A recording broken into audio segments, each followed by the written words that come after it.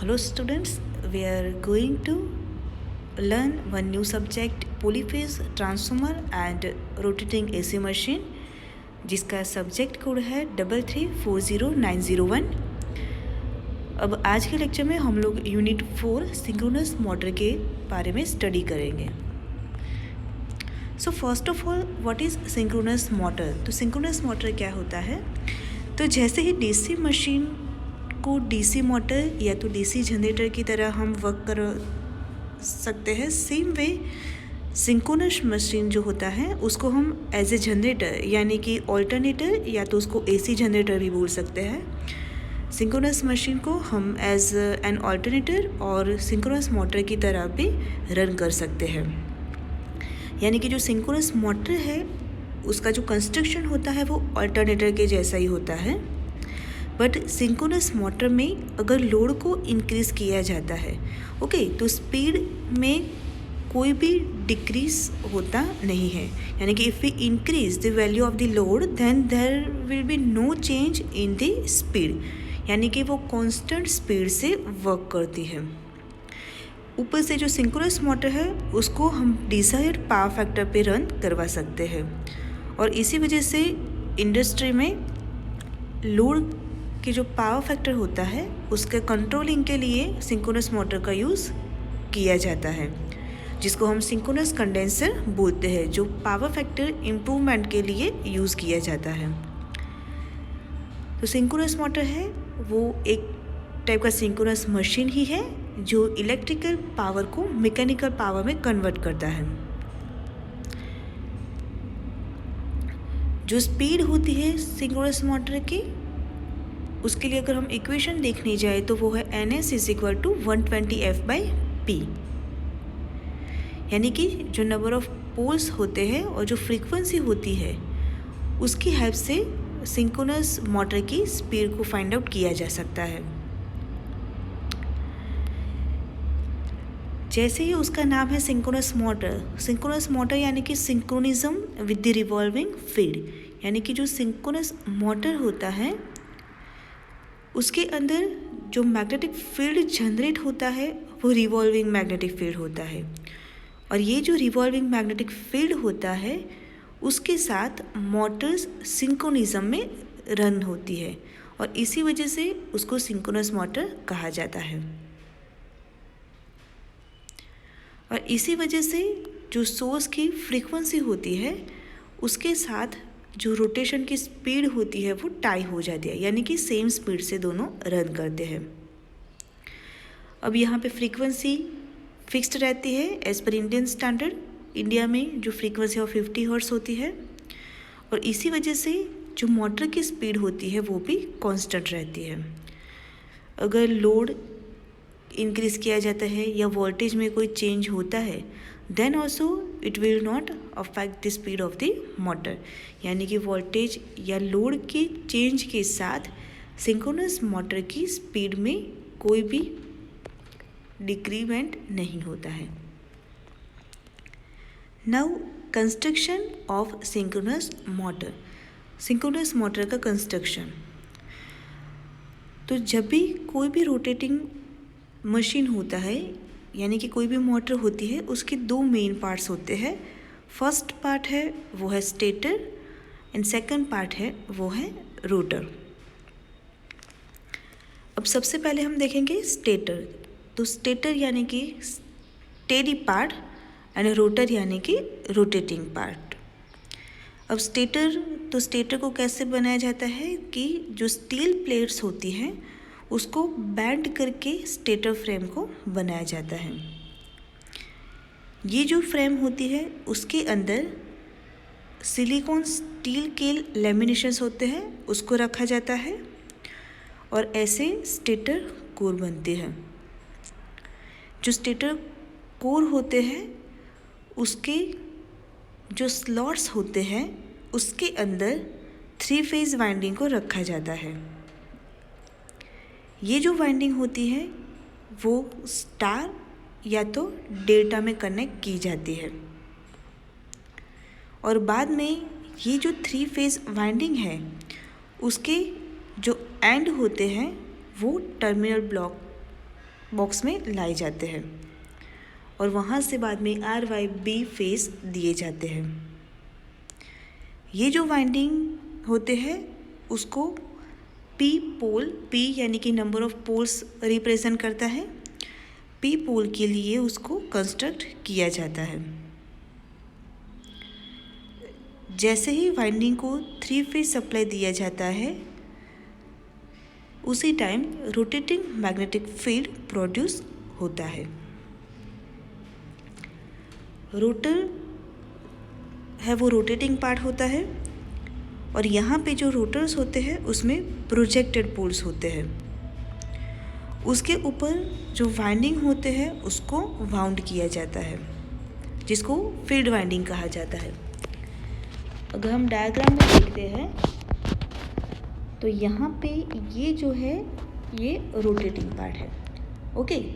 और यहाँ पे ये जो बाहरी हिस्सा है उसको स्टेटर फ्रेम या तो स्टेटर कहा जाता है। स्टेटर फ्रेम में ये जो बाहरी पार्ट है उसको आर्मेचर कोर कहा जाता है जो सिलिकॉन स्टील की बनी हुई होती है।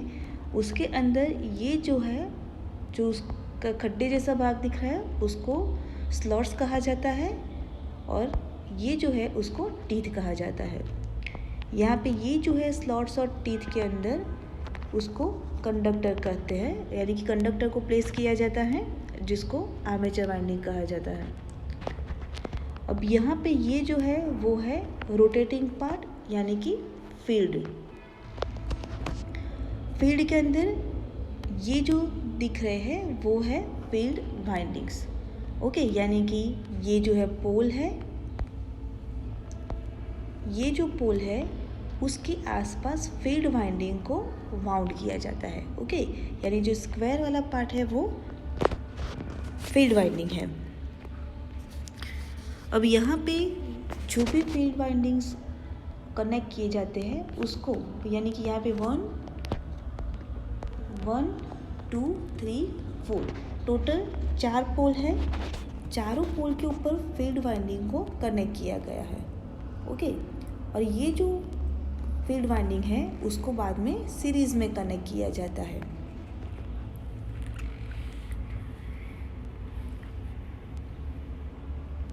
अब यहाँ पे जो फील्ड वाइंडिंग होगे उसके अंदर 2 स्लिप रिंग के थ्रू डीसी प्रवाह को पास किया जाता है और उसकी वजह से फ्लक्स प्रोड्यूस होता है। जो पोल फेस है उसके अंदर आप ये देख सकते हो, इसको आप पोल फेस कहते हैं। पोल फेस है उसके अंदर होल बना के उसके अंदर कॉपर बार्स होते हैं उसको रखा जाता है। और ये जो रोटर बार्स होंगे, ये जो कॉपर बार्स होंगे उसको दोनों ओर से कॉपर की रिंग से शॉर्ट किया जाता है जिसको डैम्पर वाइंडिंग कहा जाता है, ओके। तो ये जो है वो डैम्पर वाइंडिंग है। अब what is the function of the damper winding? So damper winding क्यों रखा जाता है? तो हंटिंग की जो इफ़ेक्ट होती है उसको रिड्यूस करने के लिए डैम्पर वाइंडिंग को रखा जाता है।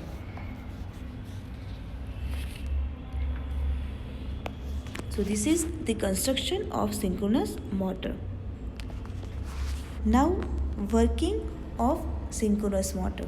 तो synchronous motor काम कैसे करती है? तो जब भी जो आर्मेचर है यानी कि स्टेटर है उसको जब भी 3 फेज सप्लाई दिया जाता है तो उस टाइम पे रोटेटिंग मैग्नेटिक फील्ड प्रोड्यूस होता है और ये जो स्पीड है उसको सिंक्रोनस स्पीड कहा जाता है और उसको ns से रिप्रेजेंट किया जाता है, यानी कि ns is equal to 120F/P, okay. तो ns इज इक्वल टू क्या होगा 120F/P, ओके। जहाँ पे F है वो फ्रीक्वेंसी है, P नंबर ऑफ पोल्स है। Just suppose number of poles 2 है और फ्रीक्वेंसी अगर 50 हर्ट्ज हम लेते हैं तो जो ns मिलेगी वो हमें 3000 रिवॉल्यूशन पर मिनट यानी कि rpm, यानी कि हमें जो सिंक्रोनस स्पीड है वो 3000 rpm मिलेगी। जस्ट सपोज पोल है वो क्लॉकवाइज डायरेक्शन में घूम रहा है, जो आपको डायग्राम 1 में दिखाया गया है। अब जब भी फील्ड वाइंडिंग को डीसी प्रवाह दिया जाता है तब उसके इमेजिनरी पोल प्रोड्यूस होते हैं। ओके, अब यहाँ पे आपको जो ये दिख रहे हैं, ओके, NS, इसको हम बोलेंगे रियल पोल। ओके, और जब सप्लाई देते हैं फील्ड वाइंडिंग को, उस टाइम पे जो पोल्स प्रोड्यूस होते हैं उसको हम बोलेंगे इमेजिनरी पोल्स। तो जब भी यहाँ पे आप देख सकते हो कि जो पोल है वो क्लॉकवाइज डायरेक्शन में घूम रहा है, और अब फील्ड वाइंडिंग को डीसी प्रवाह दिया है तो उसकी वजह से इमेजिनरी पोल्स प्रोड्यूस हो रहे हैं। ओके, अब जब भी इमेजिनरी पोल्स है उसका जो नॉर्थ पोल है और जो मैग्नेटिक फील्ड का जो साउथ पोल होता है, वो दोनों जब एक दूसरे के आमने सामने आते हैं तो दोनों के बीच में अट्रैक्शन प्रोड्यूस होता है, और उसकी वजह से रियल पोल और इमेजिनरी पोल दोनों लॉक होके एक दूसरे के साथ घूमना शुरू करने का ट्राई करते हैं। बट जो प्रोड्यूस्ड रोटेटिंग मैग्नेटिक फील्ड है वो बहुत स्पीड से रन करता है। ओके, तो इसकी वजह से क्या होगा कि ये जो रोटर है, रोटर घूमना शुरू करे उससे पहले ही इमेजिनरी पोल्स है उसकी जो सिचुएशन है, जो पोजीशन है, वो चेंज हो जाएगी। तो उसकी वजह से अब क्या होगा कि दोनों जो सेम पोल्स है वो सामने आते हैं। इसकी वजह से वो दोनों एक दूसरे को अपोज करेंगे, यानी रिपल्सन फोर्स प्रोड्यूस होगा, और इसकी वजह से रोटर है वो घूमना शुरू करे उससे पहले फिर से NS पोल सामने आ जाते हैं, और उसकी वजह से अट्रैक्शन का फोर्स प्रोड्यूस होता है। तो ये जो पूरी प्रोसेस होती है, यानी कि अट्रैक्शन रिपल्सन फोर्स जो प्रोड्यूस होता है वो बहुत स्पीड से होता है। तो उसकी वजह से क्या होगा कि जो रोटर है वो उसके खुद के जो इनर्शिया होता है उसकी वजह से जो मैग्नेटिक फील्ड जनरेट हो रहा है उसको वो फॉलो कर पाता नहीं है। तो इसके लिए उसको बाहर से फोर्स दिया जाता है। अगर बाहर से फोर्स देके जो रोटर का जो रोटेटिंग मैग्नेटिक फील्ड प्रोड्यूस होते हैं उस डायरेक्शन में अगर रोटर को एक्सटर्नल फोर्स दिया जाए तो दोनों के जो अपोजिट पोल्स होंगे वो लॉक हो जाएंगे और रोटर है वो रन करना शुरू कर देगा।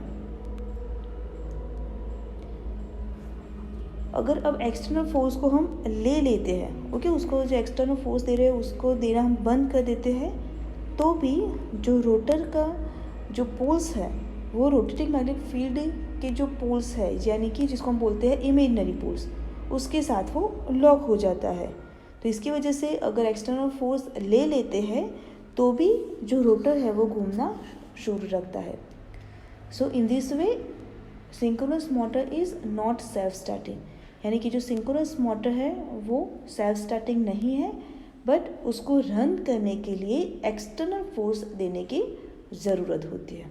Okay, so this is the working of synchronous motor. तो यहाँ पे आप डायग्राम में देख सकते हो कि ये जो है N1 S1 ये दोनों इमेजिनरी पोल्स है कि जिसको डीसी सप्लाई देने की वजह से प्रोड्यूस हो रहे हैं, और ये जो है वो रोटर के पोल है N2 S2, यानी कि रोटर अगर क्लॉकवाइज डायरेक्शन में घूम रहा है तो N जब सामने आते हैं और यहाँ पे S सामने आएगा तो उसकी वजह से रिपल्सन फोर्स लगेगा, सेम वे एन एस जब सामने आएंगे तो उस टाइम पे क्या होगा, अट्रैक्शन का फोर्स प्रोड्यूस होता है। बट ये जो अट्रैक्शन रिपल्सन फोर्स लगता है वो बहुत स्पीड में प्रोड्यूस होता है, क्योंकि मैग्नेटिक फील्ड है वो बहुत स्पीड में रोटेट होता है। तो इसकी वजह से क्या करना पड़ता है कि जो मोटर है, जो उसका रोटर है, उसको एक्सटर्नल फोर्स दिया जाता है। उसकी वजह से जब भी मैग्नेटिक फील्ड जो है उसके जो पोल्स है वो और रोटर के जो रियल पोल्स है दोनों लॉक हो जाते हैं और मोटर का जो रोटर है वो सिंक्रोनस स्पीड से रन करना शुरू करता है। So in this way synchronous motor is not self starting, we have to give external force to the rotor of the synchronous motor. यानी कि सिंक्रोनस मोटर है वो सेल्फ स्टार्टिंग मोटर नहीं है, उसको रन करने के लिए एक्सटर्नल फोर्स देने की ज़रूरत पड़ती है। So this is the working of synchronous motor.